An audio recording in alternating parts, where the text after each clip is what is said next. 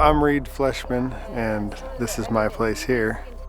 This used to be a wheat field. My great-grandpa homesteaded out here in 1913. My uncle had planted it to grass, and then the place kind of sat empty for a couple years, and we had bought it.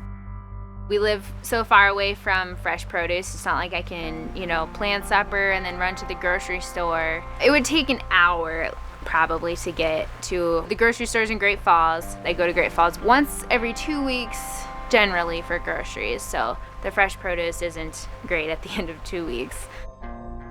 We're out in my high tunnel. A year and a half ago now is kind of when we decided to try and go for it. We did some research, found a kit, and got approved for it.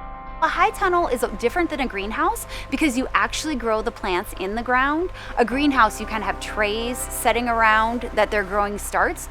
There's been a big movement for people to grow their own food and know where their food comes from, and high tunnels are a good avenue for people to extend their growing season, help with protection from wind, and try some different crops they maybe wouldn't be able to do outside. We can provide cost share for conservation activities that they want to do to improve their land. The NRCS funded approximately 90 to 95% of the high tunnel. You can pour a lot of money into these things, so we were kind of going for a cost-effective route. So we received half of the grant money before we even started, so we could buy the kit. Then when we finished, we were able to get the other half. We were able to apply for that and qualify because we were in the beginning farmer class there. We definitely wouldn't have considered probably putting one of these up maybe ever without the financial support that we received. And there were a few articles that I had looked up. There were NRCS articles as far as how far apart to plant things in the high tunnel, so that was helpful as well. We've had it up for a month and a half. I can have fresh tomatoes for months after this and then can them, still have them, fresh sauce. And then also the varieties that I grow, you can't get those at the grocery store either. They're different varieties meant for traveling and for not bruising, whereas these are probably more grown for taste.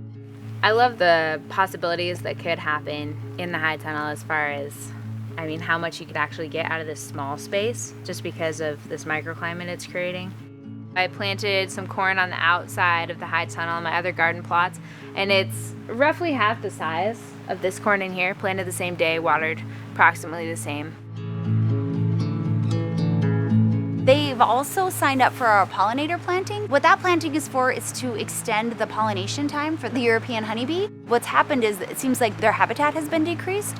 So we're trying to make sure that producers have the ability, maybe a corner they're not using or a place they're not already farming, and make it more conducive to honeybees. This should extend the growing season for the bees and hopefully bring in some native pollinators as well. There's 50 acres here, which is kind of small acreage for conventional farming like we do, so we make use of the smaller acreage without having to bring the big machinery in here, but still turn a profit and do something good for the lands. Once it's established and in the fall, if we wanted to, we could bring in cows and fall graze it. When the Fleshman signed up, they had to be within a mile of an established hive. They chose to do a field border, and then we provide cost share for the seed. The year after it's planted, Ellie is going to do monitoring for 3 years on there, so she'll be able to do sweeps and see which plants the bees prefer.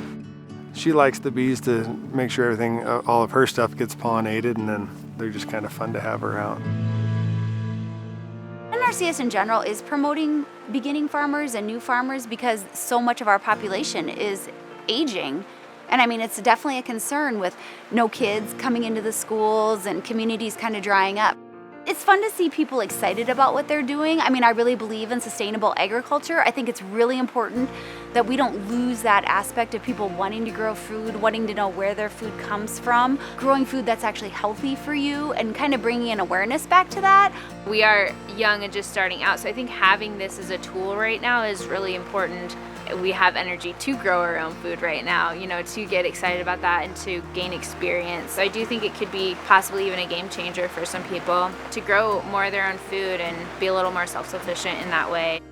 I've had a working relationship with Paula for probably 6 years now through doing CSP and then with the high tunnel. They've been beneficial in financially supporting us when they have these programs so you can try new things that maybe otherwise you wouldn't try if you didn't have that program there. We're willing to try something and kind of go out on a limb and see what's going to happen because you never know.